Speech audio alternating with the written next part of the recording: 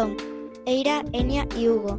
Ara us explicarem informació sobre la casa d'Emília Fortuño. Fem aquest vídeo perquè pensem que és un monument important per al món d'arquitectura i l'edifici més emblemàtic dels Pallaresos. Aquest monument és un edifici residencial.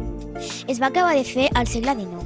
Es tracta d'una casa de planta i pis amb golfes, probablement del segle XIX, que va ser reformada per Jujol l'any 1944. De la façana, molt senzilla, en destaca l'arc enmig del punt de la porta, fet amb peces de maó vist. Originàriament formava part de la casa dels Fortuny, però es va separar i es va quedar molt més limitada de les formes arquitectòniques d'espai. La casa Emília Fortuny és una obra dels Pallaresos tarragonès, inclosa a l'Inventari del Patrimoni Arquitectònic de Catalunya. És una obra d'estil eclèctic que el mateix autor indicava a la memòria del projecte. Té un marró clar a l'exterior i la porta és de color marró fosc, per dins de tots els colors que et puguis imaginar. L'any 1944 Jujol adaptà la casa. Jujol fill indicava que Jujol va fer un plantejament general